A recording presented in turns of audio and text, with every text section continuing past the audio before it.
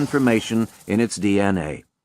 Enough, as Carl Sagan noted, to fill 80 books of 500 pages.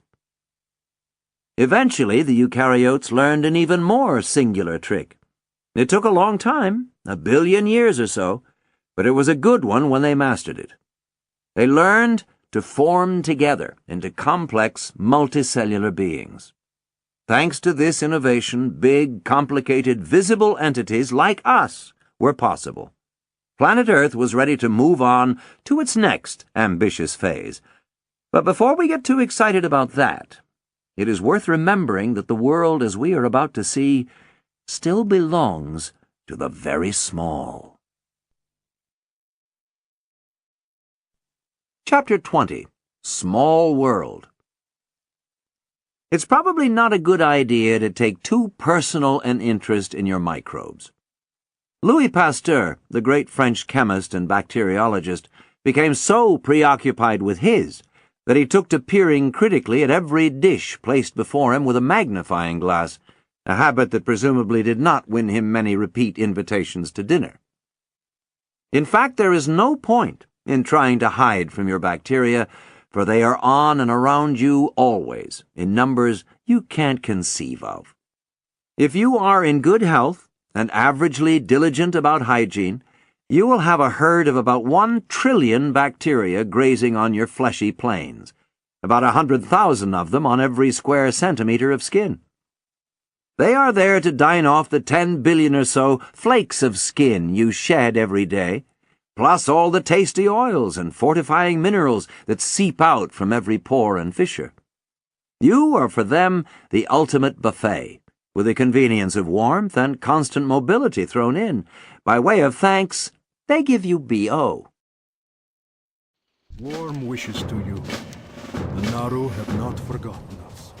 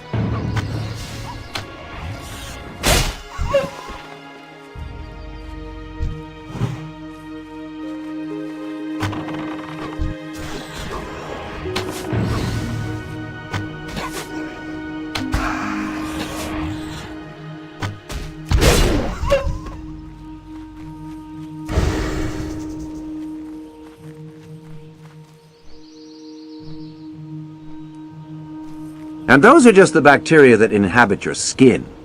There are trillions more tucked away in your gut and nasal passages, clinging to your hair and eyelashes, swimming over the surface of your eyes, drilling through the enamel of your teeth.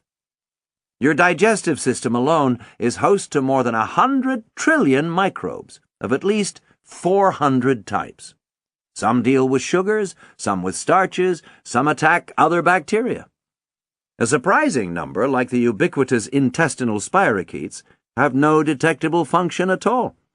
They just seem to like to be with you. Every human body consists of about 10 quadrillion cells, but is host to about 100 quadrillion bacterial cells. They are, in short, a big part of us. From the bacteria's point of view, of course, we are a rather small part of them. Because we humans are big and clever enough to produce and use antibiotics and disinfectants, it is easy to convince ourselves that we have banished bacteria to the fringes of existence. Don't you believe it? Bacteria may not build cities or have interesting social lives, but they will be here when the sun explodes. This is their planet, and we are on it only because they allow us to be. Bacteria, never forget, got along for billions of years without us. We couldn't survive a day without them. They process our wastes and make them usable again. Without their diligent munching, nothing would rot. They purify our water and keep our soils productive. Bacteria synthesize vitamins in our gut, convert the things we eat into useful sugars and polysaccharides, and go to war on alien microbes that slip down our gullet. We depend totally on bacteria to pluck nitrogen from the air and convert it into useful nucleotides and amino acids for us. It is a prodigious and gratifying feat. As Margulis and Sagan note, to do the same thing industrially as when making fertilizers, manufacturers must heat the source materials to 500 degrees Celsius and squeeze them to 300 times normal pressures. Bacteria do the same thing all the time without fuss, and thank goodness, for no larger organism could survive without the nitrogen they pass on. Above all, microbes continue to provide us with the air we breathe and to keep the atmosphere stable. Microbes, including the modern versions of cyanobacteria, supply the greater part of the planet's breathable oxygen. Algae and other tiny organisms bubbling away in the sea blow out about 150 billion kilograms of the stuff every year. And they are amazingly prolific. The more frantic among them can yield a new generation in less than 10 minutes. Clostridium perfringens, the disagreeable little organism that causes gangrene, can reproduce in 9 minutes, and then begin at once to split again. At such a rate, a single bacterium could theoretically produce more offspring in 2 days than there are protons in the universe. Given an adequate supply of nutrients, a single bacterial cell can generate 280,000 billion individuals in a single day, according to the Belgian biochemist and Nobel laureate Christian de Duve. In the same period, a human cell can just about manage a single division. About once every million divisions, they produce a mutant. Usually this is bad luck for the mutant. For an organism, change is always risky, but just occasionally the new bacterium is endowed with some accidental advantage, such as the ability to elude or shrug off an attack of antibiotics. With this ability to evolve rapidly goes another even scarier advantage. Bacteria share information. Any bacterium can take pieces of genetic coding from any other. Essentially, as Margulis and Sagan put it, all bacteria swim in a single gene pool. Any adaptive change that occurs in one area of the bacterial universe can spread to any other. It's rather as if a human could go to an insect to get the necessary genetic coding to sprout wings or walk on ceilings. It means that from a genetic point of view, bacteria have become a single superorganism, tiny, dispersed, but invincible. They will live and thrive on almost anything you spill, dribble, or shake loose. Just give them a little moisture, as when you run a damp cloth over a counter, and they will bloom as if created from nothing. They will eat wood, the glue and wallpaper, the metals in hardened paint. Scientists in Australia found microbes known as Theobacillus concretivorans, which lived in, indeed could not live without, concentrations of sulfuric acid, strong enough to dissolve metal. A species called Micrococcus radiophilus was found living happily in the waste tanks of nuclear reactors, gorging itself on plutonium and whatever else was there. Some bacteria break down chemical materials from which, as far as we can tell, they gain no benefit at all. They have been found living in boiling mud pots and lakes of caustic soda, deep inside rocks, at the bottom of the sea, in hidden pools of icy water in the McMurdo dry valleys of Antarctica, and 11 kilometers down in the Pacific Ocean, where pressures are more than 1,000 times greater than at the surface, or equivalent to being squashed beneath 50 jumbo jets. Some of them seem to be practically indestructible. Deinococcus radiodurans is, according to The Economist, almost immune to radioactivity. Blast its DNA with radiation and the pieces immediately reform, like the scuttling limbs of an undead creature from a horror movie. Perhaps the most extraordinary survival yet found was that of a Streptococcus bacterium that was recovered from the sealed lens of a camera that had stood on the moon for 2 years. In short, there are few environments in which bacteria aren't prepared to live. They are finding now that when they push probes into ocean vents so hot that the probes actually start to melt, there are bacteria even there, Victoria Bennett told me. In the 1920s, 2 scientists at the University of Chicago, Edson Baston and Frank Greer, announced that they had isolated from oil wells strains of bacteria that had been living at depths of 600 meters. The notion was dismissed as fundamentally preposterous. There was nothing to live on at 600 meters. And for 50 years it was assumed that their samples had been contaminated with surface microbes. We now know that there are a lot of microbes living deep within the earth, many of which have nothing at all to do with a conventionally organic world. They eat rocks, or rather the stuff that's in rocks, iron, sulfur, manganese, and so on. And they breathe odd things, too, iron, chromium, cobalt, even uranium. Such processes may be instrumental in concentrating gold, copper, and other precious metals, and possibly deposits of oil and natural gas. It has even been suggested that their tireless nibblings created the Earth's crust.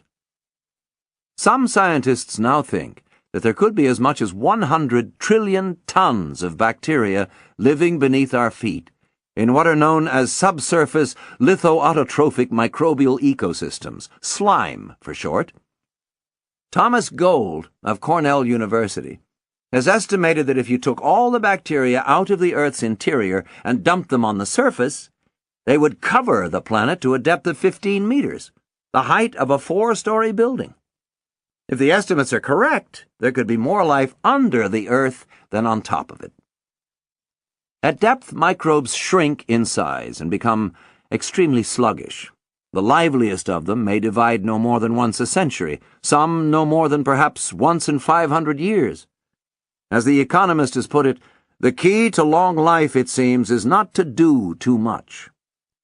When things are really tough, bacteria are prepared to shut down all systems and wait for better times.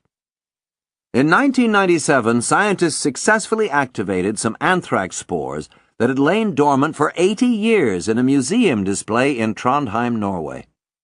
Other microorganisms have leaped back to life after being released from a 118-year-old can of meat and a 166-year-old bottle of beer. In 1996, scientists at the Russian Academy of Science claimed to have revived bacteria frozen in Siberian permafrost for 3 million years. But the record claim for durability so far is one made by Russell Vreeland and colleagues at Westchester University in Pennsylvania in 2000, when they announced that they had resuscitated 250 million-year-old bacteria called Bacillus permians that had been trapped in salt deposits 600 meters underground in Carlsbad, New Mexico. If so, this microbe is older than the continents. The report met with some understandable dubiousness. Many biochemists maintained that over such a span, the microbe's components would have become uselessly degraded unless the bacterium roused itself from time to time. However, if the bacterium did stir occasionally, there was no plausible internal source of energy that could have lasted so long. The more doubtful scientists suggested that the sample might have been contaminated, if not during its retrieval, then perhaps while still buried. In 2001, a team from Tel Aviv University argued that Bacillus permians was almost identical to a strain of modern bacteria, Bacillus marismortui, found in the Dead Sea. Only 2 of its genetic sequences differed, and then only slightly. Are we to believe, the Israeli researchers wrote, that in 250 million years Bacillus permians has accumulated the same amount of genetic differences that could be achieved in just 3 to 7 days in the laboratory? In reply, Vreeland suggested that bacteria evolve faster in the lab than they do in the wild. Maybe. End of Disc 10. Disc 11. It is a remarkable fact that well into the space age, most school textbooks divided the world of the living into just 2 categories, plant and animal. Microorganisms hardly featured. Amoebas and similar single-celled organisms were treated as proto-animals and algae as proto-plants. Bacteria were usually lumped in with plants too, even though everyone knew they didn't belong there. As far back as the late 19th century, the German naturalist Ernst Haeckel had suggested that bacteria deserved to be placed in a separate kingdom, which he called Monera. But the idea didn't begin to catch on among biologists until the 1960s, and then only among some of them. I note that my trusty American Heritage Desk Dictionary from 1969 doesn't recognize the term. Many organisms in the visible world were also poorly served by the traditional division. Fungi, the group that includes mushrooms, molds, mildews, yeasts, and puffballs, were nearly always treated as botanical objects, though in fact almost nothing about them, how they reproduce and respire, how they build themselves, matches anything in the plant world. Structurally, they have more in common with animals, in that they build their cells from chitin, a material that gives them their distinctive texture. The same substance is used to make the shells of insects and the claws of mammals, though it isn't nearly so tasty in a stag beetle as in a portobello mushroom. Above all, unlike all plants, fungi don't photosynthesize, so they have no chlorophyll, and thus are not green. Instead, they grow directly on their food source, which can be almost anything. Fungi will eat the sulfur off a concrete wall, or the decaying matter between your toes. 2 things no plant will do. Almost the only plant-like quality they have is that they root. Even less comfortably susceptible to categorization was the peculiar group of organisms formerly called Myxomycetes, but more commonly known as slime molds. The name, no doubt, has much to do with their obscurity. An appellation that sounded a little more dynamic, ambulant self-activating protoplasm, say, and less like the stuff you find when you reach deep into a clogged drain, would almost certainly have earned these extraordinary entities a more immediate share of the attention they deserve, for slime molds are, make no mistake, among the most interesting organisms in nature. When times are good, they exist as one-celled individuals, much like amoebas. But when conditions grow tough, they crawl to a central gathering place and become, almost miraculously, a slug.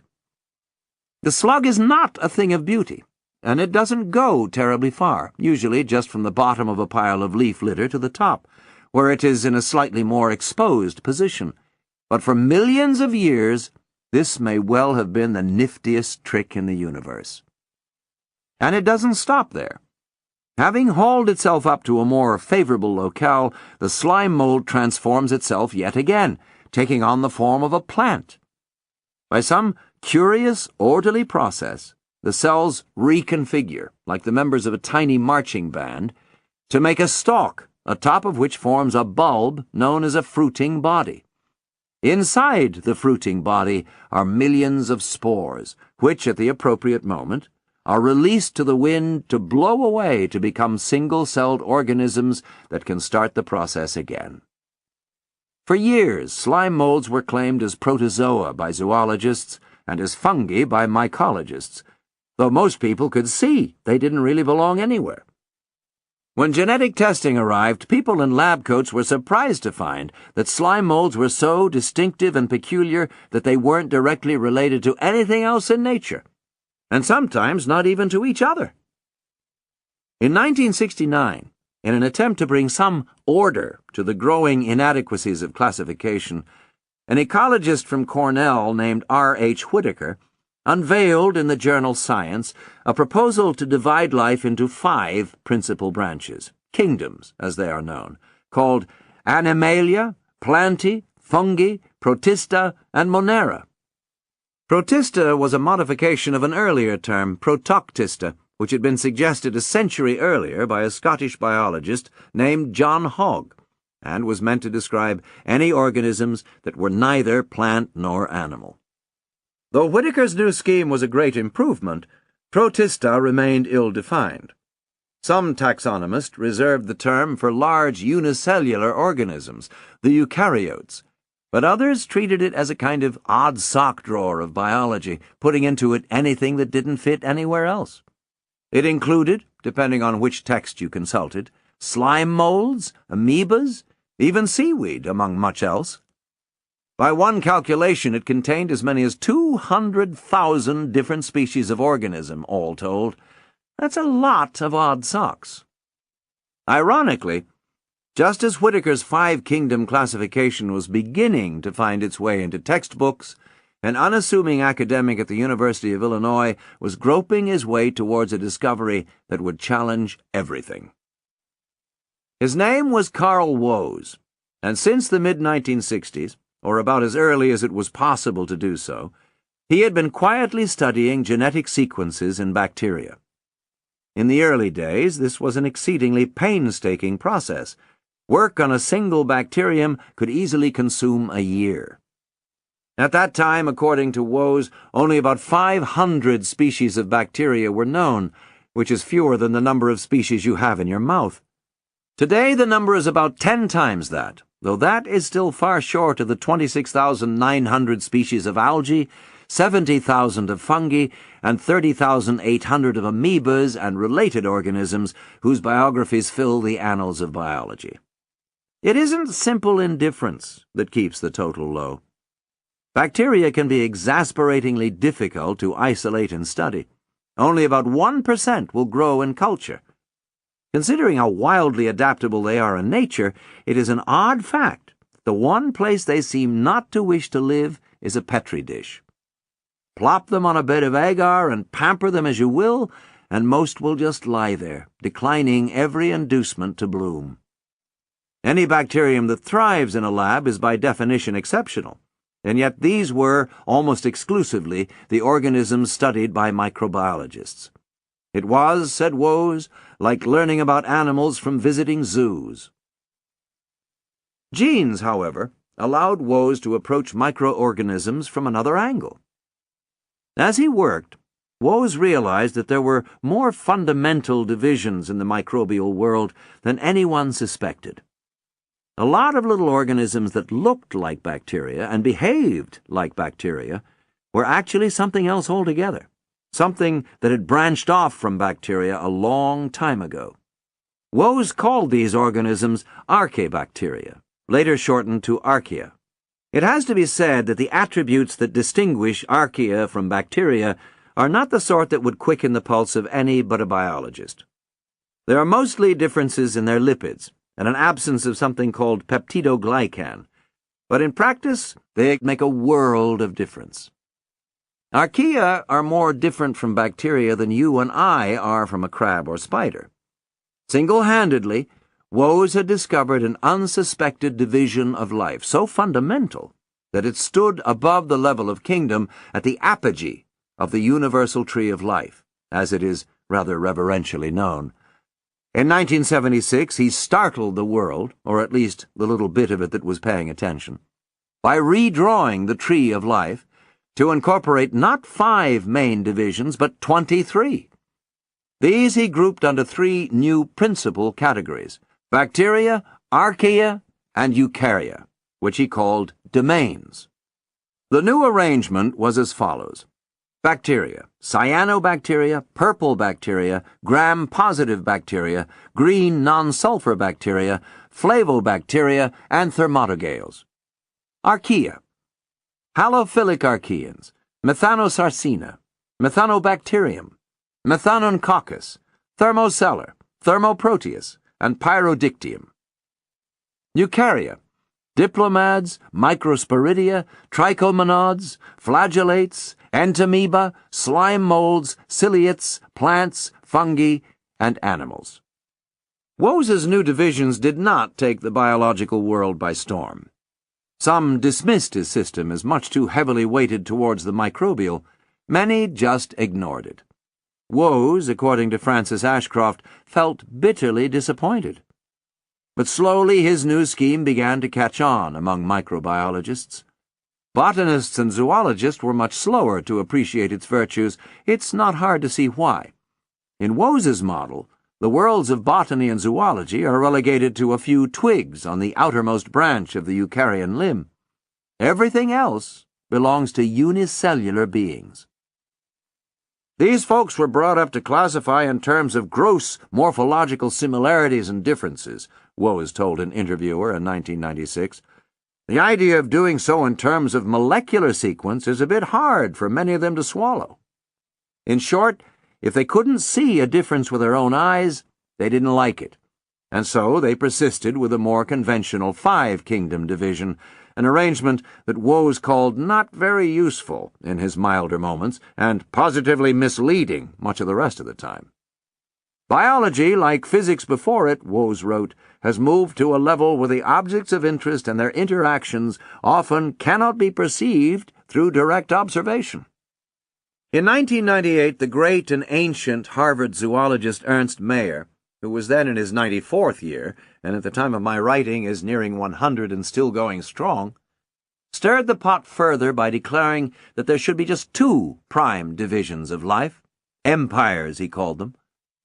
In a paper published in the Proceedings of the National Academy of Sciences, Mayr said that Wose's findings were interesting, but ultimately misguided, noting that Wose was not trained as a biologist, and quite naturally does not have an extensive familiarity with the principles of classification, which is perhaps as close as one distinguished scientist can come to saying of another that he doesn't know what he is talking about. The specifics of Mayr's criticisms are highly technical. They involve issues of meiotic sexuality, Heinegian cladification, and controversial interpretations of the genome of Methanobacterium thermaeutrophicum, among rather a lot else. But essentially, he argues that Wose's arrangement unbalances the tree of life. The bacterial realm, Mayr notes, consists of no more than a few thousand species, while the archaean has a mere 175 named specimens, with perhaps a few thousand more to be found, but hardly more than that. By contrast, the eukaryotic realm, that is, the complicated organisms with nucleated cells, like us, numbers already in the millions of species. For the sake of the principle of balance, Mayr argues for combining the simple bacterial organisms in a single category, prokaryota, while placing the more complex and highly evolved remainder in the empire eukaryota, which would stand alongside as an equal. Put another way, he argues for keeping things much as they were before. This division between simple cells and complex cells is where the great break is in the living world. If Wose's new arrangement teaches us anything, it is that life really is various, and that most of that variety is small, unicellular, and unfamiliar. It is a natural human impulse to think of evolution as a long chain of improvements, of a never-ending advance toward largeness and complexity, in a word, towards us. We flatter ourselves. Most of the real diversity in evolution has been small scale. We large things are just flukes, an interesting side branch. Of the 23 main divisions of life, only 3, plants, animals, and fungi, are large enough to be seen by the human eye. And even they contain species that are microscopic. Indeed, according to Woese, if you totaled up all the biomass of the planet, every living thing, plants included, microbes would account for at least 80% of all there is, perhaps more. The world belongs to the very small, and it has done for a very long time.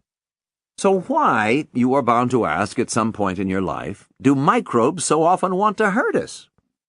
What possible satisfaction could there be to a microbe in having us grow feverish or chilled or disfigured with sores or, above all, deceased? A dead host for a long time.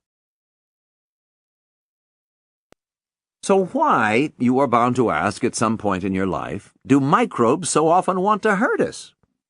What possible satisfaction could there be to a microbe in having us grow feverish or chilled or disfigured with sores or, above all, deceased? A dead host, after all, is hardly going to provide long-term hospitality. To begin with, it is worth remembering that most microorganisms are neutral or even beneficial to human well-being. The most rampantly infectious organism on Earth, a bacterium called Wolbachia, doesn't hurt humans at all, or come to that any other vertebrates. But if you are a shrimp or a worm or a fruit fly, it can make you wish you had never been born. Altogether, only about 1 microbe in 1,000 is a pathogen for humans, according to the National Geographic, though knowing what some of them can do, we could be forgiven for thinking that that is quite enough. Even if most of them are benign, microbes are still the number 3 killer in the Western world.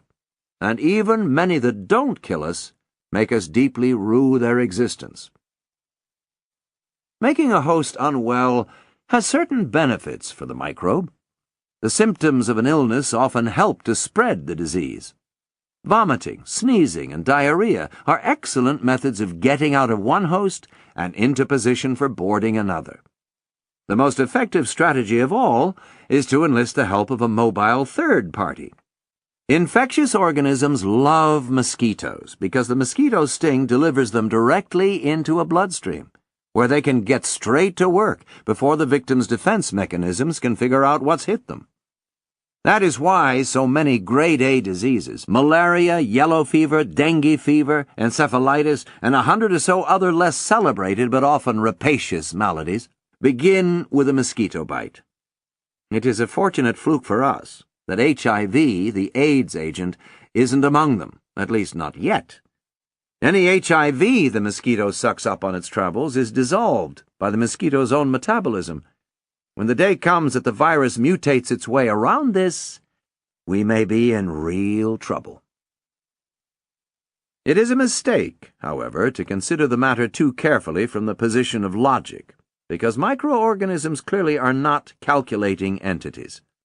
They don't care what they do to you any more than you care what distress you cause when you slaughter them by the millions with a soapy shower or a swipe of deodorant. The only time your continuing well-being is of consequence to a pathogen is when it kills you too well. If they eliminate you before they can move on, then they may well die out themselves. History, Jared Diamond notes, is full of diseases that once caused terrifying epidemics and then disappeared as mysteriously as they had come. He cites the robust but mercifully transient English sweating sickness, which raged from 1485 to 1552, killing tens of thousands as it went, before burning itself out. Too much efficiency is not a good thing for any infectious organism. A great deal of sickness arises not because of what the organism has done to you, but because of what your body is trying to do to the organism. In its quest to rid the body of pathogens, the immune system sometimes destroys cells or damages critical tissues. So, often when you are unwell, what you are feeling is not the pathogens, but your own immune responses. Anyway, getting sick is a sensible response to infection. Sick people retire to their beds, and thus are less of a threat to the wider community.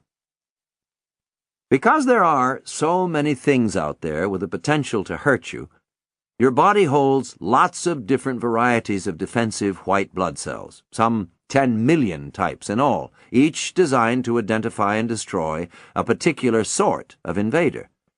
It would be impossibly inefficient to maintain 10 million separate standing armies, so each variety of white blood cell keeps only a few scouts on active duty. When an infectious agent, what's known as an antigen, invades, relevant scouts identify the attacker and put out a call for reinforcements of the right type. While your body is manufacturing these forces, you are likely to feel wretched.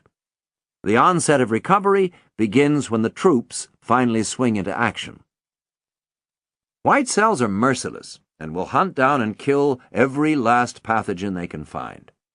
To avoid extinction, attackers have evolved two elemental strategies. Either they strike quickly and move on to a new host, as with common infectious diseases like flu, or they disguise themselves so that the white cells fail to spot them, as with HIV, the virus responsible for AIDS, which can sit harmlessly and unnoticed in the nuclei of cells for years before springing into action. One of the odder aspects of infection is that microbes that normally do no harm at all sometimes get into the wrong parts of the body and go kind of crazy, in the words of Dr. Brian Marsh, an infectious diseases specialist at Dartmouth Hitchcock Medical Center in Lebanon, New Hampshire.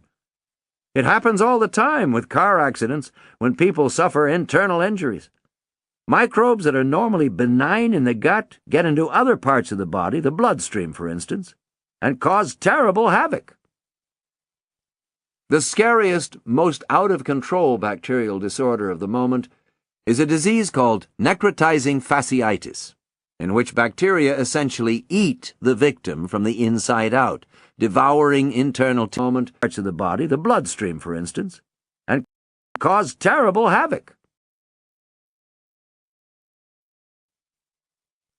The scariest, most out-of-control bacterial disorder of the moment is a disease called necrotizing fasciitis, in which bacteria essentially eat the victim from the inside out, devouring internal tissue and leaving behind a pulpy, noxious residue. Patients often come in with comparatively mild complaints, a skin rash and fever typically, but then dramatically deteriorate. When they are opened up, it is often found that they are simply being consumed. The only treatment is what is known as radical excisional surgery, cutting out every bit of infected area. 70% of victims die. Many of the rest are left terribly disfigured. The source of the infection is a mundane family of bacteria called Group A Streptococcus, which normally do no more than cause strep throat. Very occasionally, for reasons unknown, some of these bacteria get through the lining of the throat and into the body proper, where they wreak the most devastating havoc. They are completely resistant to antibiotics. About 1,000 cases a year occur in the United States, and no one can say that it won't get worse. Precisely the same thing happens with meningitis. At least 10% of young adults, and perhaps 30% of teenagers, carry the deadly meningococcal bacterium, but it lives quite harmlessly in the throat. Just occasionally, in about one young person in 100,000, it gets into the bloodstream and makes them very ill indeed. In the worst cases, death can come in 12 hours. That's shockingly quick. You can have a person who's in perfect health at breakfast and dead by evening, says Marsh. We would have much more success with bacteria if we weren't so profligate with our best weapon against them, antibiotics. Remarkably, by one estimate, some 70% of the antibiotics used in the developed world are given to farm animals, often routinely in stock feed, simply to promote growth or as a precaution against infection. Such applications give bacteria every opportunity to evolve a resistance to them. It is an opportunity that they have enthusiastically seized. In 1952, penicillin was fully effective against all strains of Staphylococcus bacteria to such an extent that by the early 1960s the U.S. Surgeon General, William Stewart, felt confident enough to declare, "The time has come to close the book on infectious diseases. We have basically wiped out infection in the United States." Even as he spoke, however, some 90% of those strains were in the process of developing immunity to penicillin. Soon, one of these new strains, called methicillin-resistant Staphylococcus aureus, began to show up in hospitals. Only one type of antibiotic, vancomycin, remained effective against it, but in 1997 a hospital in Tokyo reported the appearance of a strain that could resist even that. Within months it had spread to 6 other Japanese hospitals. All over, the microbes are beginning to win the war again. In U.S. hospitals alone, some 14,000 people a year die from infections they pick up there. As James Surowiecki noted in a New Yorker article, given a choice between developing antibiotics that people will take every day for 2 weeks and antidepressants that people will take every day forever, drug companies not surprisingly opt for the latter.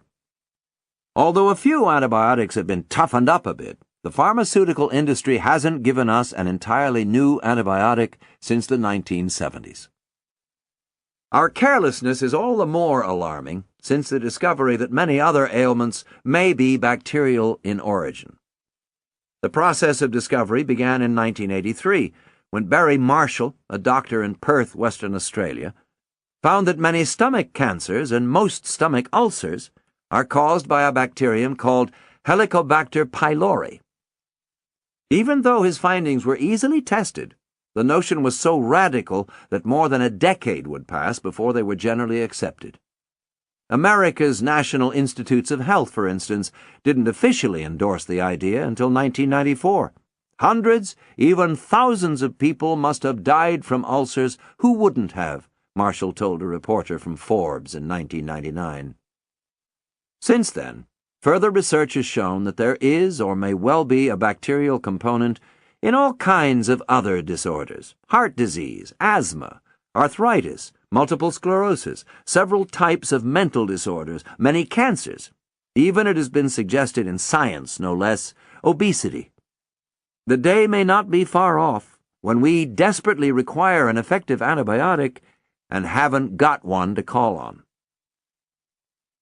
It may come as a slight comfort to know that bacteria can themselves get sick.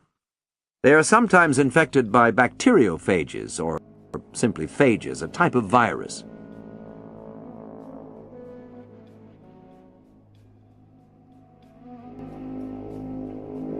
Oh, well, look at you, helping out the wild hammers. You're an adventurer of action, and action is what we respect around here. Your little clean-up mission is a lot more important than you might think it is. With folks thinning out the oozes and sludges, we'll be able to extend our sphere of influence in no time. Here, have a little something in addition to just making new friends here in Airy Peak. Now that's what I'm talking about, see? These necklaces prove that you're willing to get your hands dirty. We Wildhammers value that in those we associate with. You keep this up, and you'll be in our good graces yet.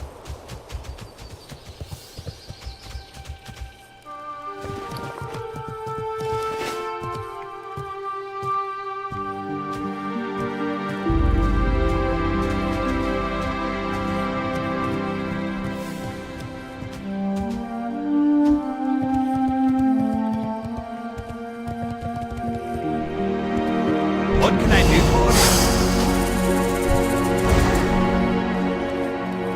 you? Oh yeah, it's in here. Yeah. What's on your mind? He wasn't at the villages. This is grim news. That griffin is destined to lead the next generation of griffins. If he's lost, then the strength and spirit of our fleet will suffer immensely. Sharpbeak was not with the Witherbark trolls. Perhaps the Vilebranch trolls took him.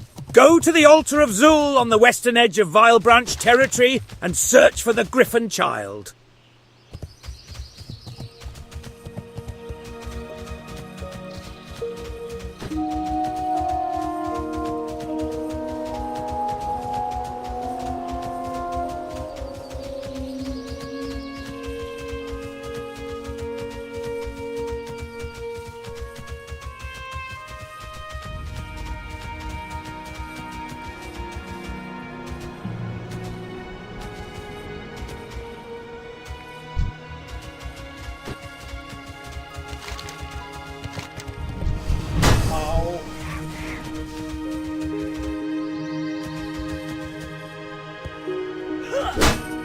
me!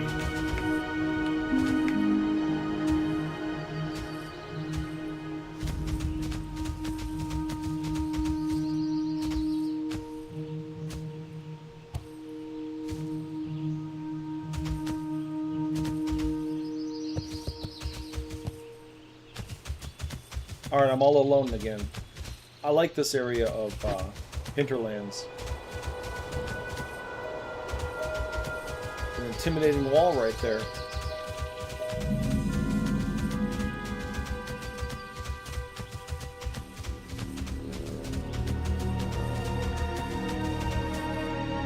Fuck.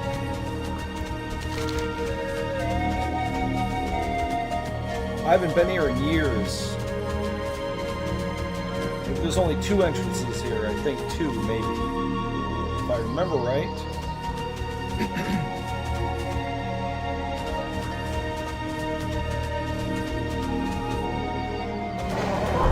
Walker?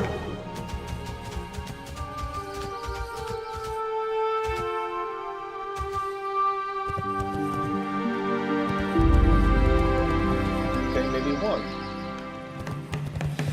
Oh, fuck off. Oh, fuck off.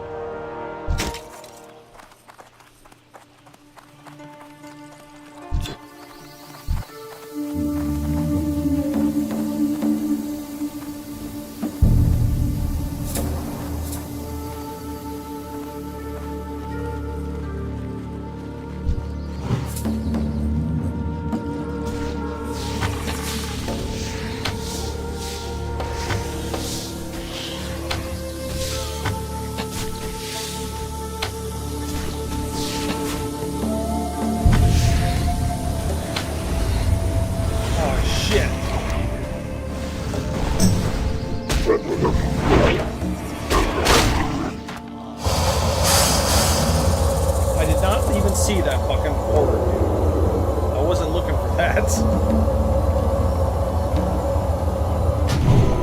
Holy fuck, that dude was scared.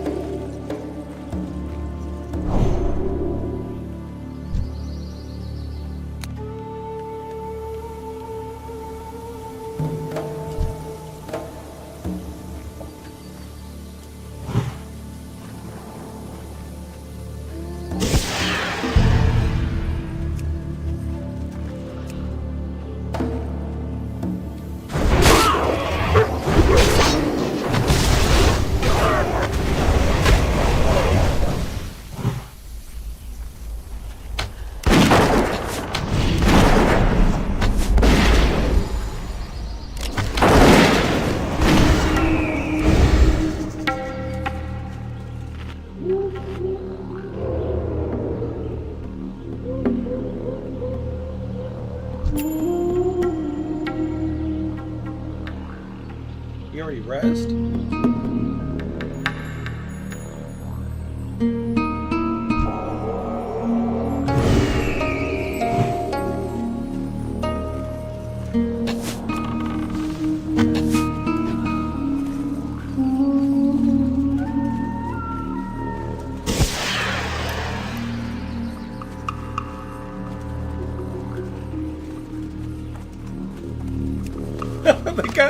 Eggs up on the altar. That's funny.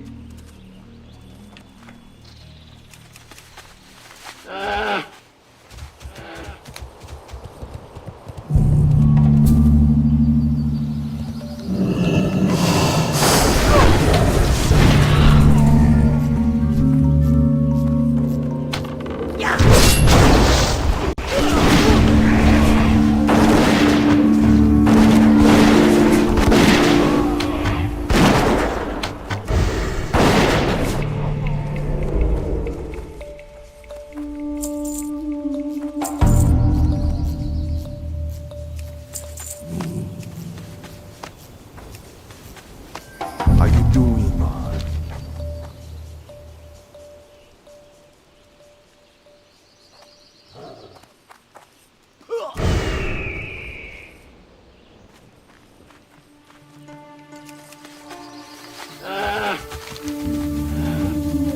Oh man, this is the big altar coming up. Or I mean the big zone or section. It's a beautiful fucking area. One of my favorite in the game.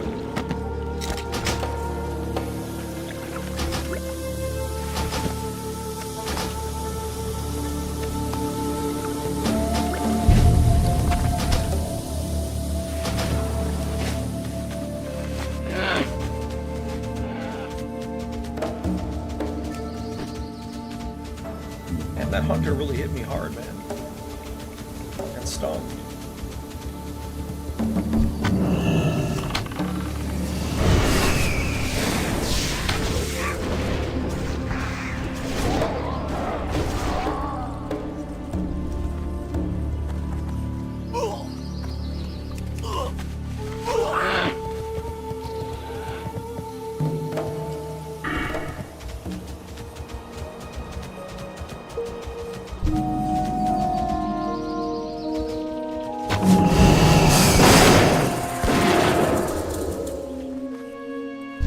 There he is.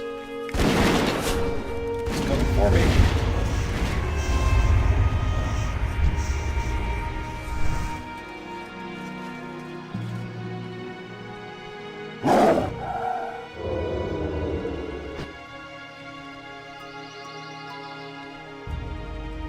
Fucker, you're going to GM Island. Put your fucking paws on me, mister.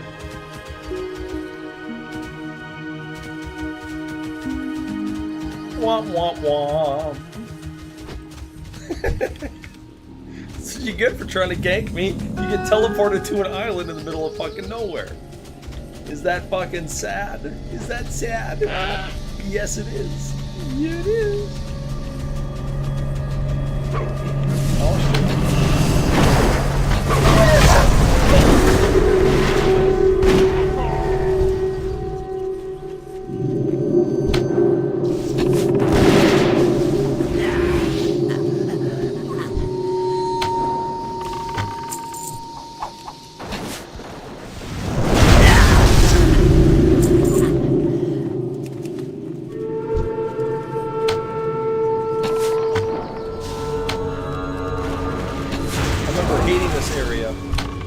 Hated this area. So many of these guys.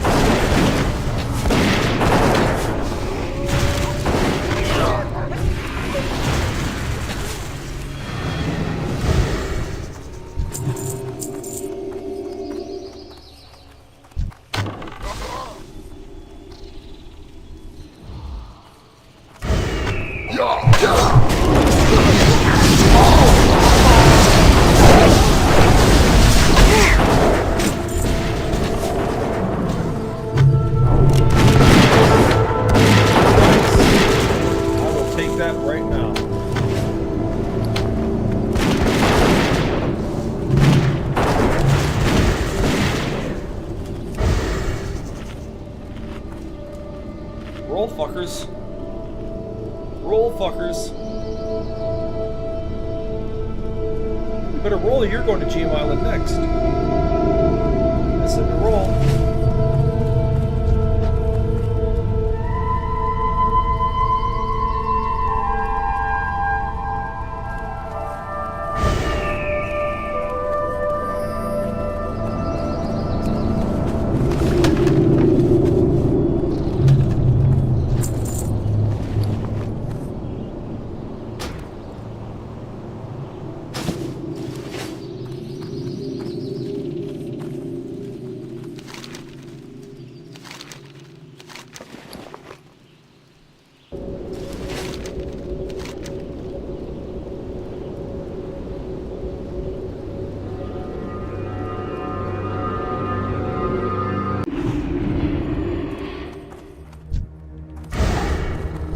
What's on your mind?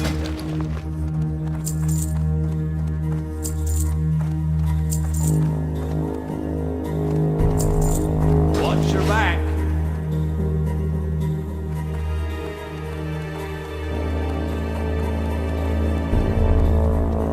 What can I get for you today?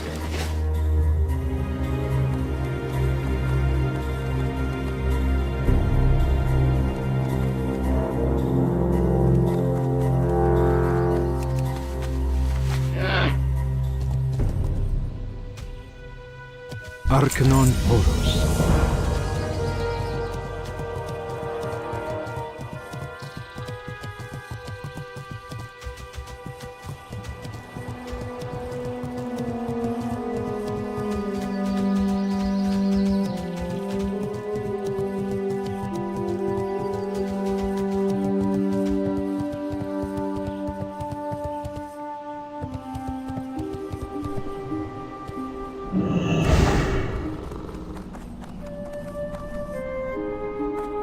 What can I do? Sharpbeak wasn't there. That is bad news, but it is good news too. It is good that he was not at the altar of Zul, for the vile branch trolls are known What's for on your performing mind? sacrifices. I thank you for all of your aid, but I'm afraid I have an even greater task ahead.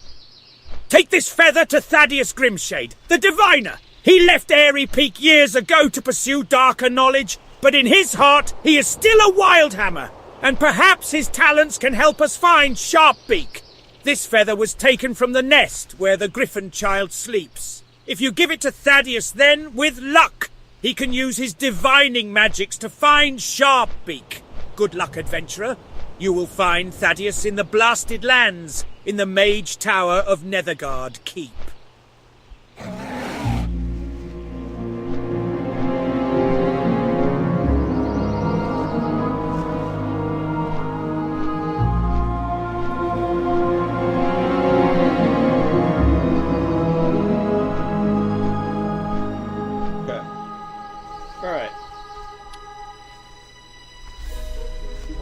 To leave here soon. I'll have to get my girlfriend sometime. So in the meantime...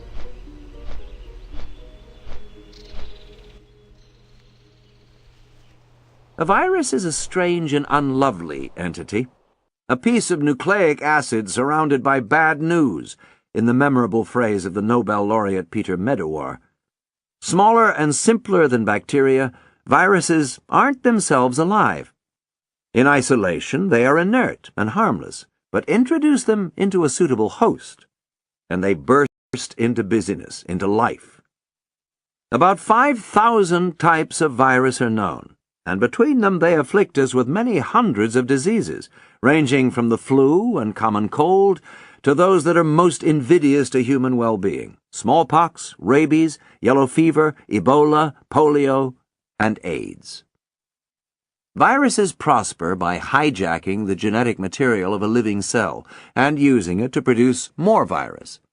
They reproduce in a fanatical manner, then burst out in search of more cells to invade. Not being living organisms themselves, they can afford to be very simple. Many, including HIV, have 10 genes or fewer, whereas even the simplest bacteria require several thousand. They are also very tiny, much too small to be seen with a conventional microscope. It wasn't until 1943 and the invention of the electron microscope that science got its first look at them. But they can do immense damage. Smallpox in the 20th century alone killed an estimated 300 million people. They also have an unnerving capacity to burst upon the world in some new and startling form, and then to vanish again as quickly as they came. In 1916, in one such case, people in Europe and America began to come down with a strange sleeping sickness, which became known as encephalitis lethargica. Victims would go to sleep and not wake up. They could be roused without great difficulty to take food or go to the lavatory, and would answer questions sensibly. They knew who and where they were, though their manner was always apathetic.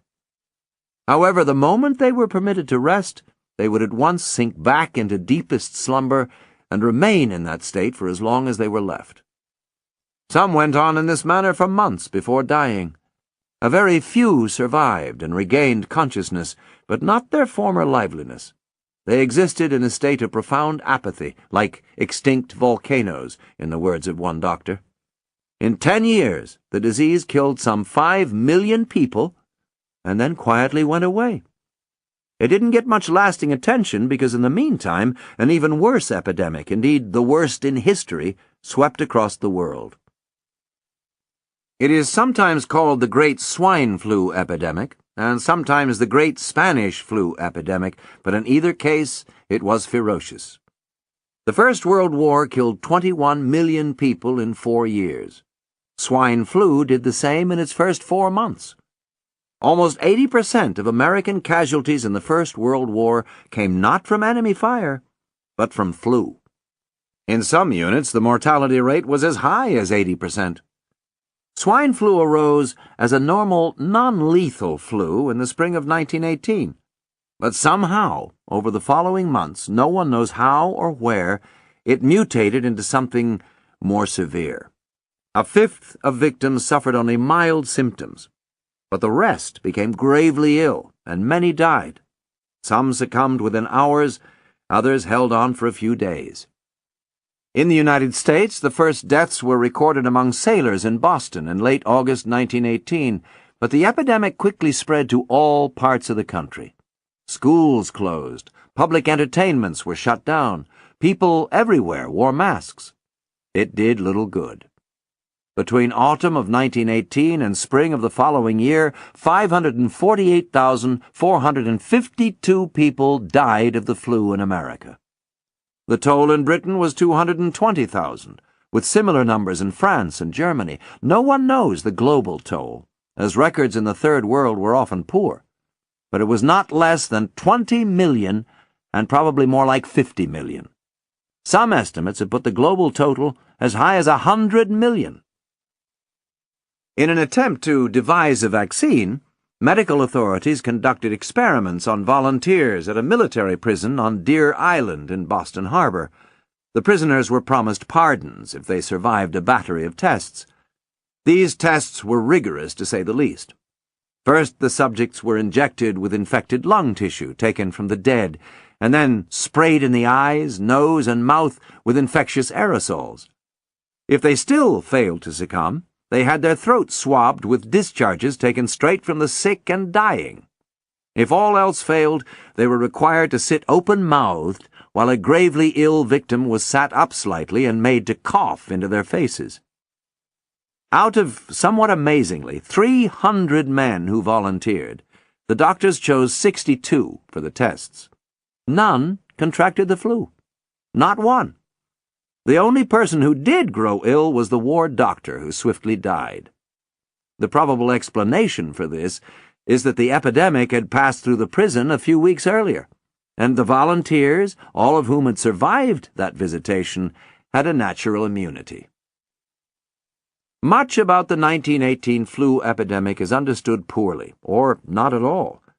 One mystery is how it erupted suddenly all over, in places separated by oceans, mountain ranges, and other earthly impediments. A virus can survive for no more than a few hours outside a host body, so how could it appear in Madrid, Bombay, and Philadelphia all in the same week?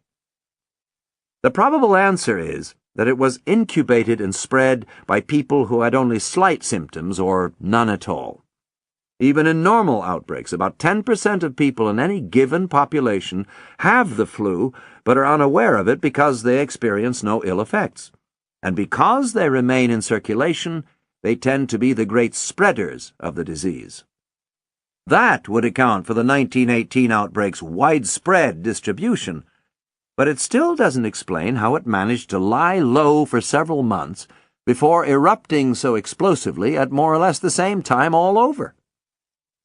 Even more mysterious is that it was most devastating to people in the prime of life. Flu normally is hardest on infants and the elderly, but in the 1918 outbreak, deaths were overwhelmingly among people in their 20s and 30s. Older people may have benefited from resistance gained from an earlier exposure to the same strain, but why the very young were similarly spared is unknown.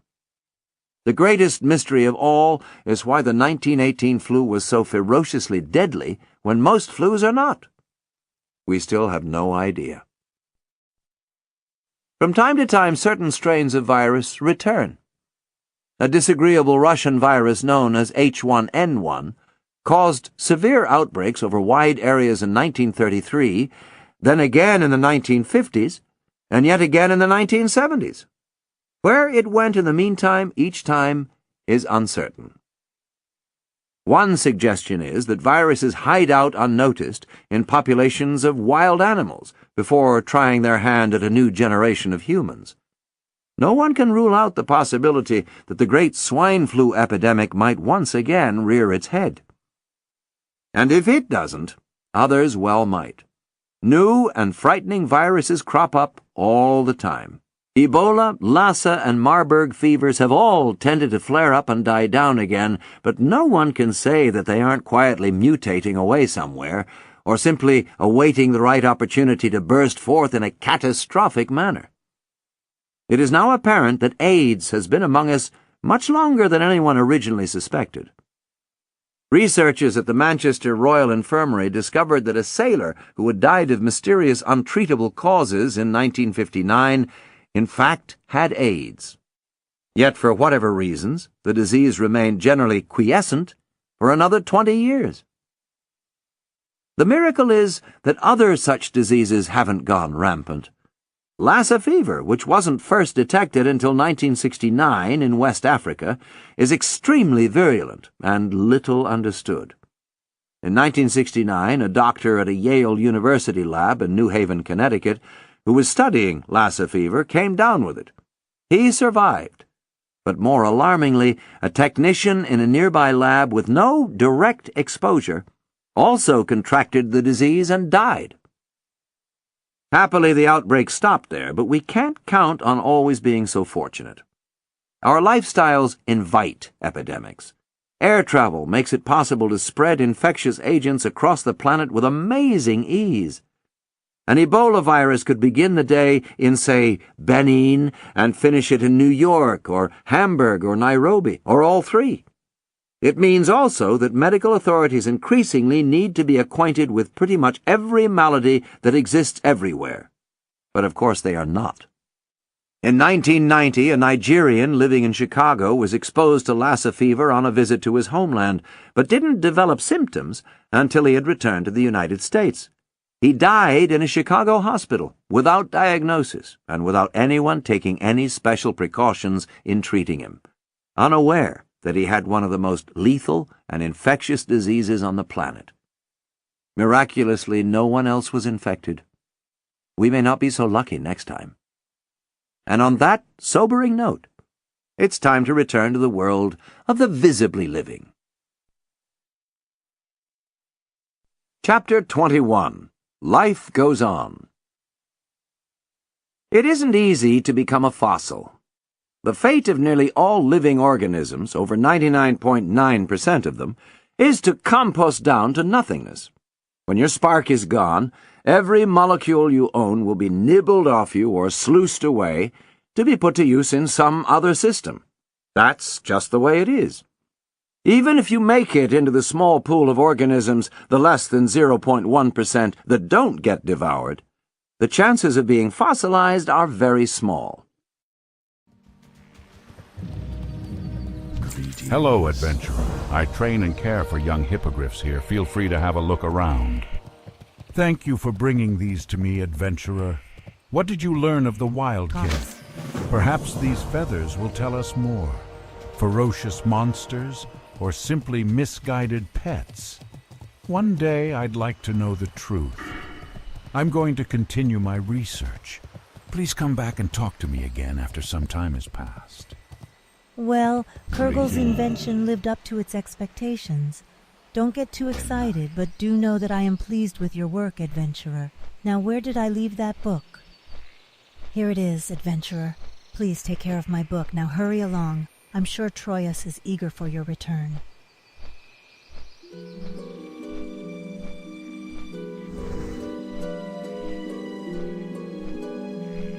In order to become a fossil, several things must happen. First, you must die in the right place. Only about 15% of rocks can preserve fossils, so it's no good keeling over on a future site of granite.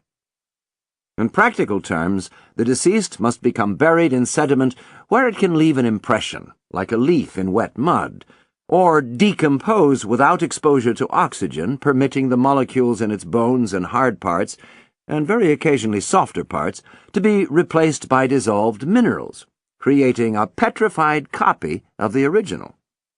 Then, as the sediments in which the fossil lies are carelessly pressed and folded and pushed about by Earth's processes, the fossil must somehow maintain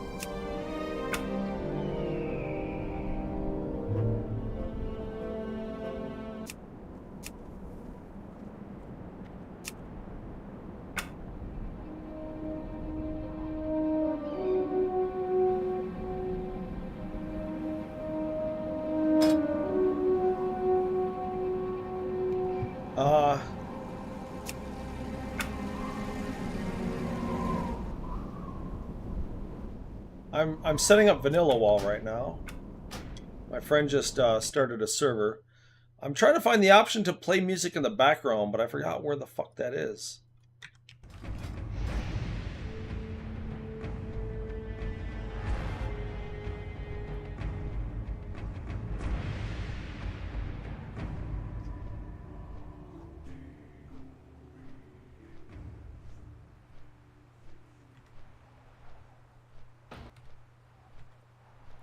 Okay, I'm going to load the WoW.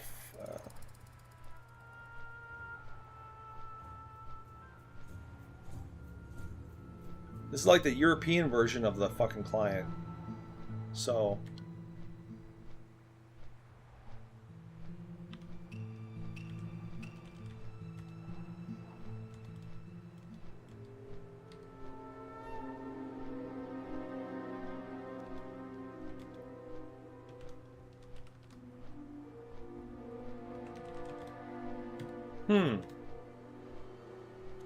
I could have swore that the vanilla client had music in background option.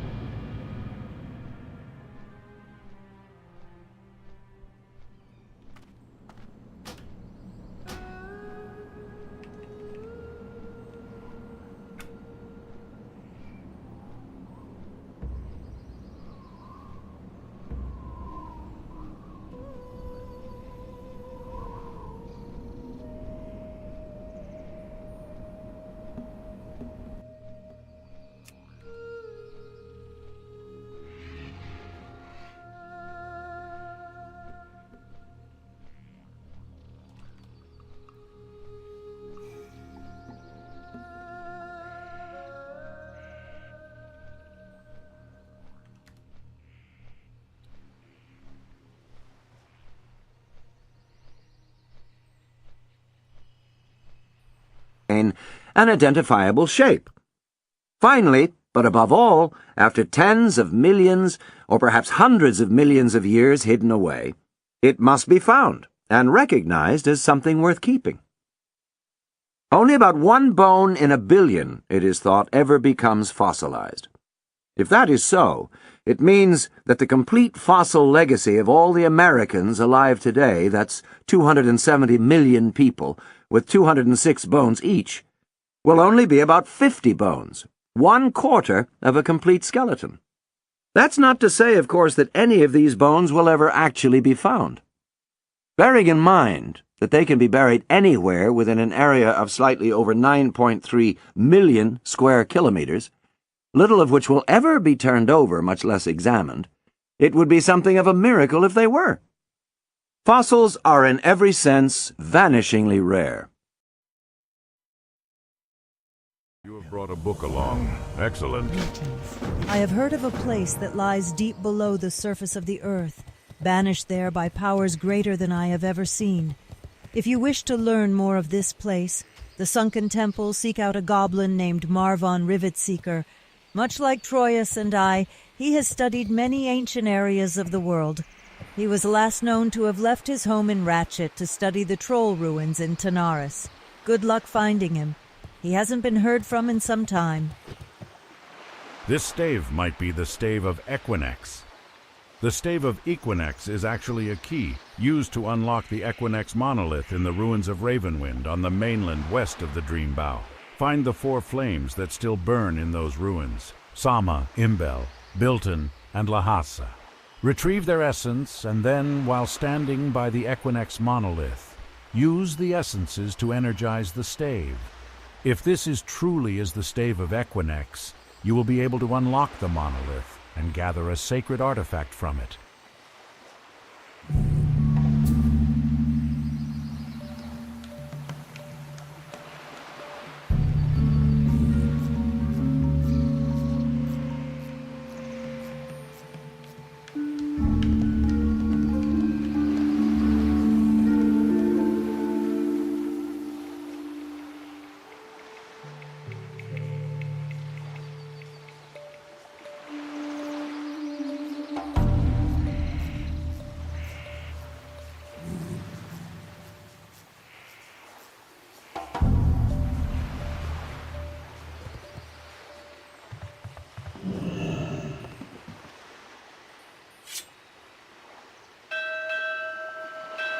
Most of what has lived on Earth has left behind no record at all. It has been estimated that less than one species in 10,000 has made it into the fossil record. That in itself is a stunningly infinitesimal proportion. However, if you accept the common estimate that the Earth has produced 30 billion species of creature in its time, and Richard Leakey and Roger Lewin's statement in the sixth extinction that there are 250,000 species of creature in the fossil record, that reduces the proportion to just 1 in 120,000. Either way, what we possess is the merest sampling of all the life that the Earth has spawned. Moreover, the record we do have is hopelessly skewed. Most land animals, of course, don't die in sediments. They drop in the open and are eaten, or left to rot, or weather down to nothing. The fossil record, consequently, is almost absurdly biased in favor of marine creatures. About 95% of all the fossils we possess are of animals that once lived underwater, mostly in shallow seas. I mention all this to explain why, on a grey day in February, I went to the Natural History Museum in London to meet a cheerful, vaguely rumpled, very likable paleontologist named Richard Fortey.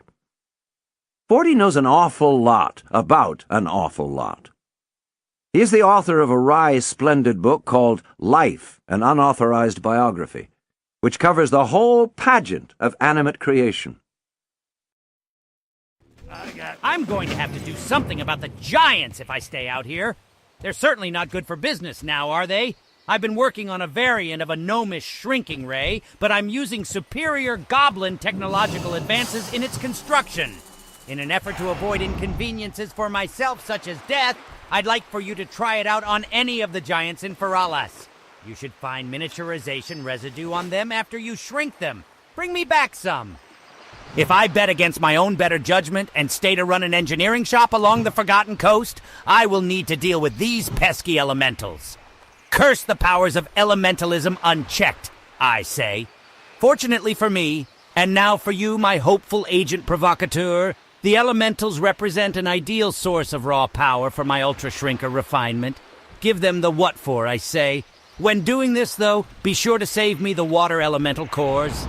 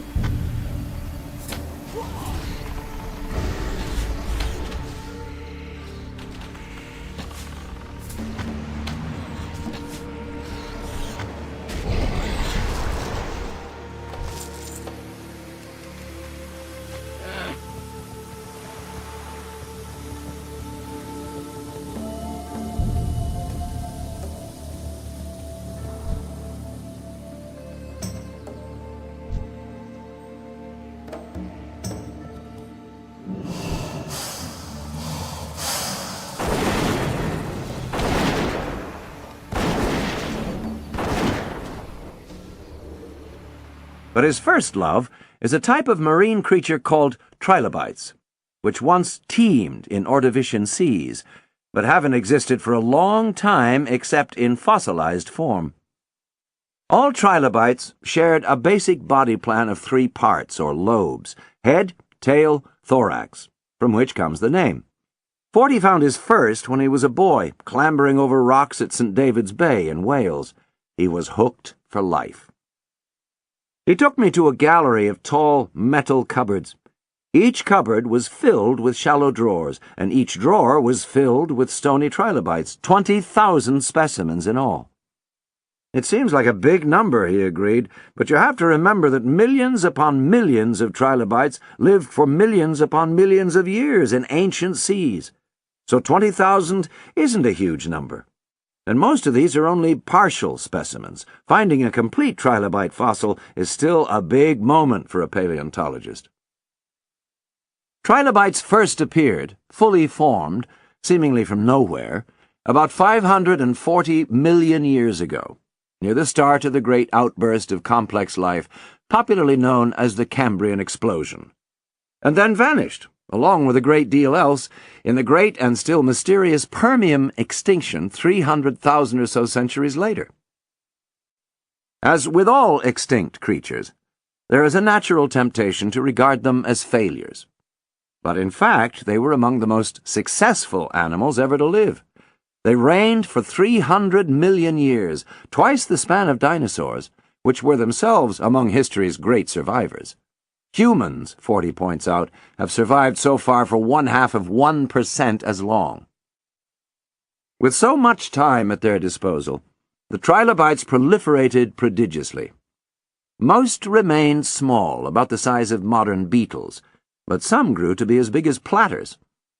Altogether, they formed at least 5,000 genera and 60,000 species, though more turn up all the time. Forty had recently been at a conference in South America where he was approached by an academic from a small provincial university in Argentina.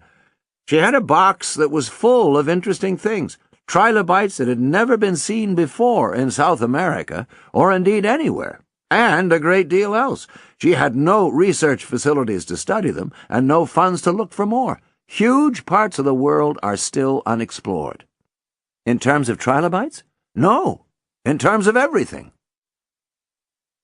Throughout the 19th century, trilobites were almost the only known forms of early complex life, and for that reason were assiduously collected and studied. The big mystery about them was their sudden appearance. Even now, as Forty says, it can be startling to go to the right formation of rocks and to work your way upwards through the eons, finding no visible life at all, and then suddenly a whole Prophalotaspis or Elenellus as big as a crab will pop into your waiting hands. These were creatures with limbs, gills, nervous systems, probing antennae, a brain of sorts, in Forty's words, and the strangest eyes ever seen. Made of calcite rods, the same stuff that forms limestone, they constituted the earliest visual systems known. More than this, the earliest trilobites didn't consist of just one venturesome species, but dozens, and didn't appear in 1 or 2 locations, but all over. Many thinking people in the 19th century saw this as proof of God's handiwork and refutation of Darwin's evolutionary ideals. If evolution proceeded slowly, they asked, then how did he account for this sudden appearance of complex, fully formed creatures? The fact is, he couldn't. And so matter seemed destined to remain forever, until one day in 1909, 3 months shy of the 50th anniversary of the publication of Darwin's On the Origin of Species, when a paleontologist named Charles Doolittle Walcott made an extraordinary find in the Canadian Rockies. Walcott was born in 1850 and grew up near Utica, New York, in a family of modest means, which became more modest still with the sudden death of his father when Charles was an infant. As a boy, Walcott discovered that he had a knack for finding fossils, particularly trilobites, and built up a collection of sufficient distinction that it was bought by Louis Agassiz for his museum at Harvard for a small fortune, about £45,000 in today's money. Although he had barely a high school education and was self-taught in the sciences, Walcott became a leading authority on trilobites and was the first person to establish that they were arthropods, the group that includes modern insects and crustaceans. In 1879, Walcott took a job as a field researcher with a newly formed United States Geological Survey and served with such distinction that within 15 years he had risen to be its head. In 1907, he was appointed secretary of the Smithsonian Institution, where he remained until his death in 1927. Despite his administrative obligations, he continued to do field work and to write prolifically. His books fill a library shelf, according to Forty. Not incidentally, he was also a founding director of the National Advisory Committee for Aeronautics, which eventually became the National Aeronautics and Space Agency, or NASA, and thus can rightly be considered the grandfather of the space age. But what he is remembered for now is an astute but lucky find in British Columbia, high above the little town of Field, in the late summer of 1909. The customary version of the story is that Walcott, accompanied by his wife, was riding on a mountain trail when his wife's horse slipped on loose stones. Dismounting to assist her, Walcott discovered that the horse had turned a slab of shale that contained fossil crustaceans of an especially ancient and unusual type. Snow was falling, winter comes early to the Canadian Rockies, so they didn't linger. But the next year, at the first opportunity, Walcott returned to the spot. Tracing the presumed route of the rock slide, he climbed 750 feet to near the mountain's summit. There, 8,000 feet above sea level, he found a shale outcrop about the length of a city block, containing an unrivaled array of fossils, from soon after the moment when complex life burst forth in dazzling profusion, the famous Cambrian explosion. Walcott had found, in effect, the holy grail of paleontology. The outcrop became known as the Burgess Shale from the name of the ridge on which it was found, and for a long time it provided our sole vista upon the inception of modern life in all its fullness, as the late Stephen Jay Gould recorded in his popular book Wonderful Life. Gould, ever scrupulous, discovered from reading Walcott's diaries that the story of the Burgess Shale's discovery appears to have been somewhat embroidered. Walcott makes no mention of a slipping horse or falling snow, but there is no disputing that it was an extraordinary find. It is almost impossible for us, whose time on Earth is limited to a breezy few decades, to appreciate how remote in time from us the Cambrian outburst was. If you could fly backwards into the past at the rate of 1 year per second, it would take you about half an hour to reach the time of Christ, and a little over 3 weeks to get back to the beginnings of human life, but it would take you 20 years to reach the dawn of the Cambrian period. It was, in other words, an extremely long time ago, and the world was a very different place. For one thing, 500 million years ago and more, when the Burgess Shale was formed, it wasn't at the top of a mountain, but at the foot of one. Specifically, it was in a shallow ocean basin at the bottom of a steep cliff. The seas of that time teemed with life, but normally the animals left no record because they were soft-bodied and decayed upon dying. At Burgess, however, the cliff collapsed, and the creatures below, entombed in a mudslide, were pressed like flowers in a book, their features preserved in wondrous detail. In annual summer trips from 1910 to 1925, by which time he was 75 years old, Walcott excavated tens of thousands of specimens. Gould says 80,000, the normally unimpeachable fact-checkers of National Geographic say 60,000. Which he brought back to Washington for further study. In both sheer numbers and diversity, the collection was unparalleled. Some of the Burgess fossils had shells, many others did not. Some of the creatures were sighted, others blind. The variety was enormous, consisting of 140 species by one count. The Burgess Shale included a range of disparity in anatomical designs never again equaled, and not matched today by all the creatures in the world's oceans, Gould wrote. Unfortunately, according to Gould, Walcott failed to discern the significance of what he had found.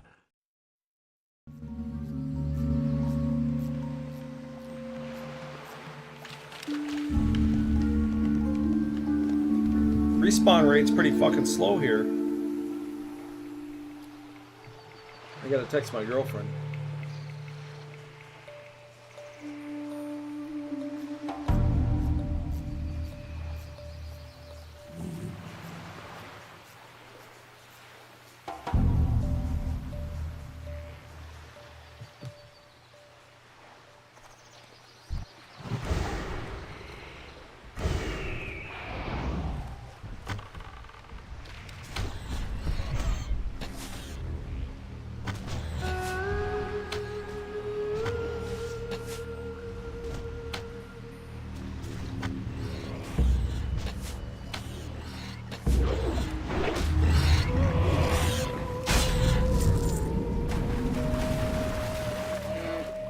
That was a loud splash.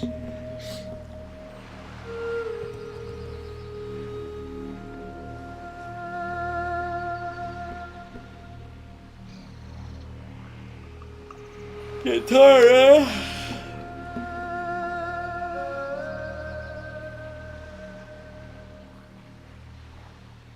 Spotify is increasing US prices again. Ha ha ha. Spotify, who the fuck would pay for that?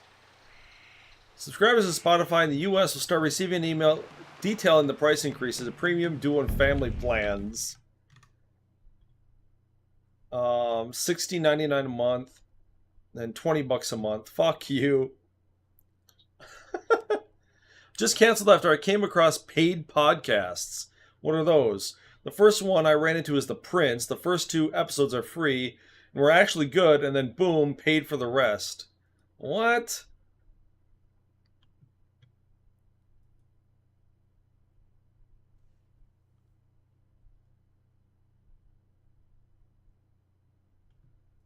No, you fucking share them and you pirate them.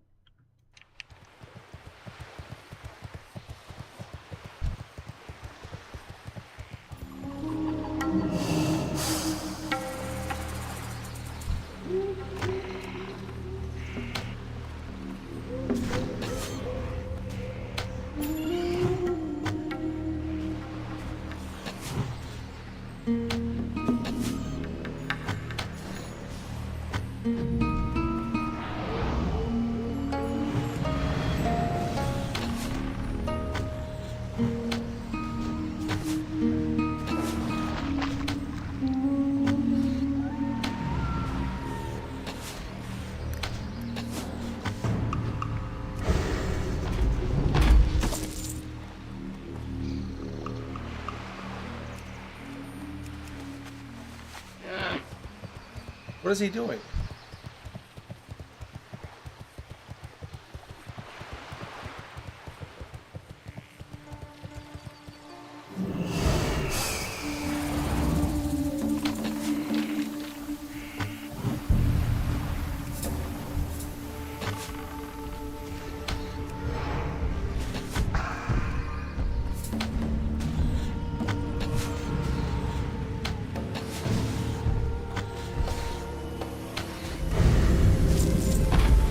One more. Alright, he's on the shore. Let's go get him.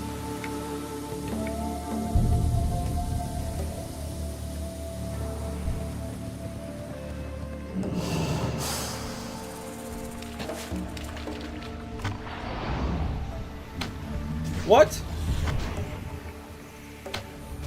I hit it. I nailed him. What the fuck?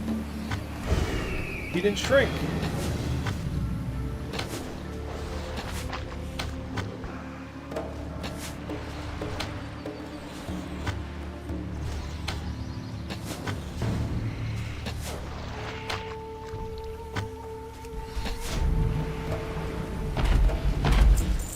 Oh my god, I fucking... Oh, I shrunk his ass, dude.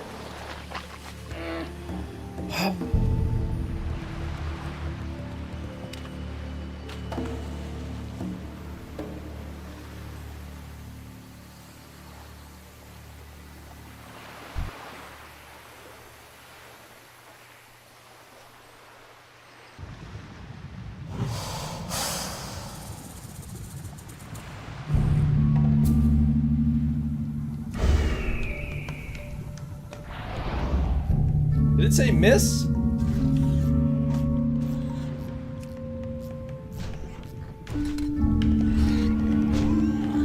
It said miss.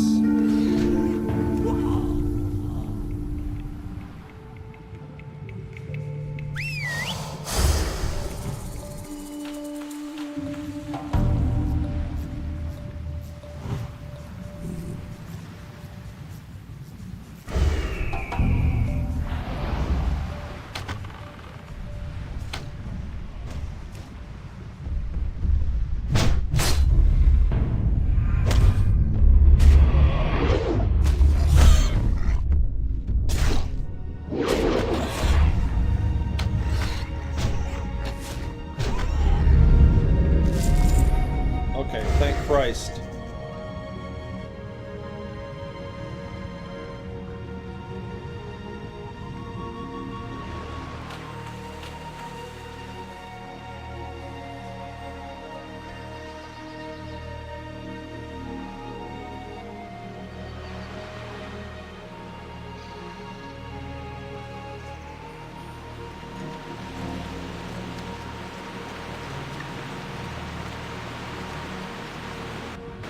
Oh shit.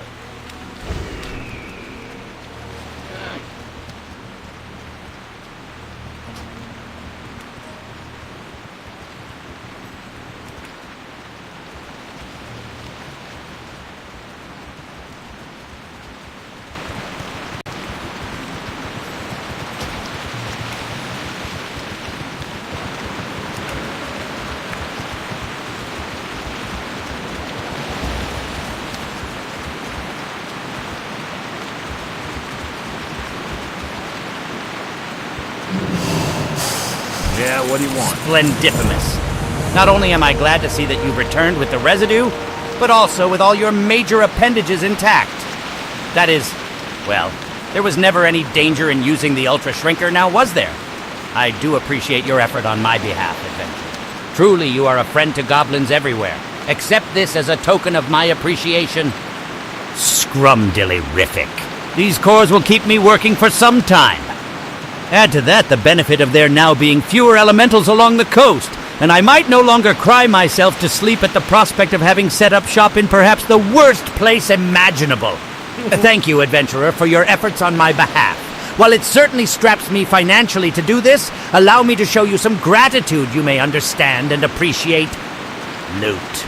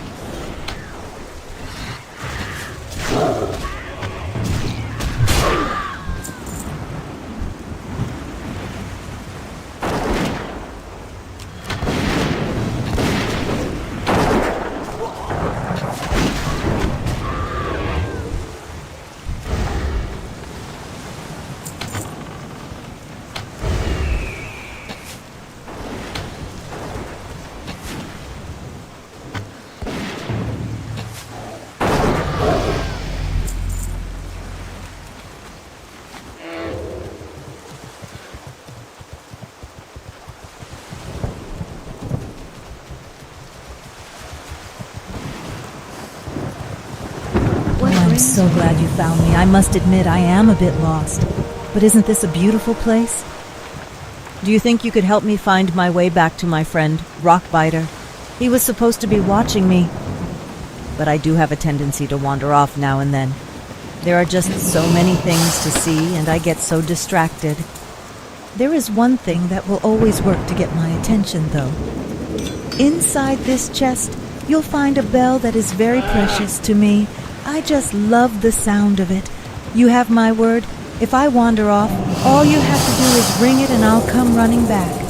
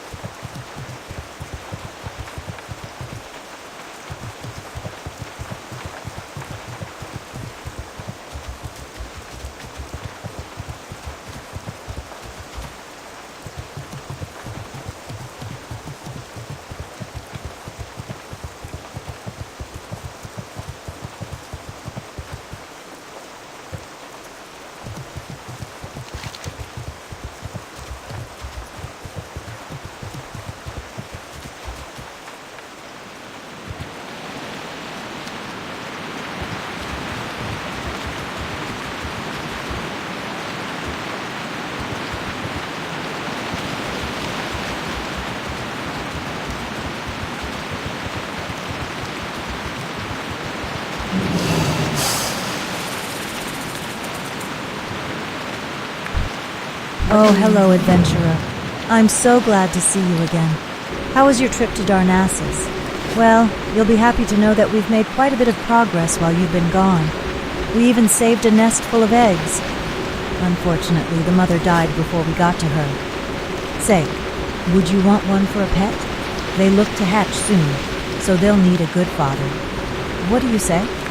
If you're really interested, take one of the eggs to Quentin at the racetracks in Shimmering Flats. He'll tell you more. Goddess bless you. Believe like you do.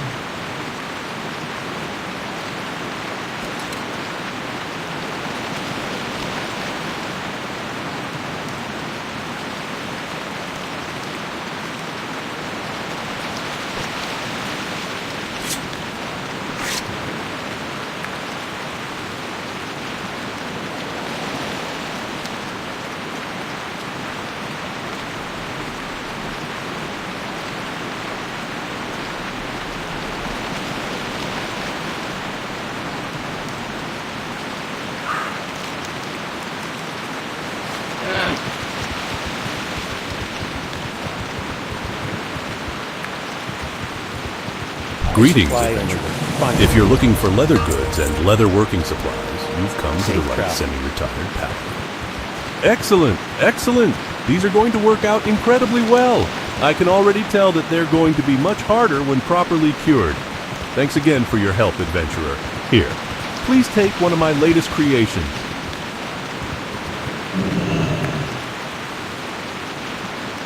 I have been reading since you left, adventurer. This stone you have found is called the Morrow Stone. While I am not entirely sure what its purpose is yet, you can be sure that it is something of great significance to be hidden away inside the Equinix monolith the way it was. I will continue my studies, and I hope I will be able to count on you in the future, adventurer. Thank you for all your help.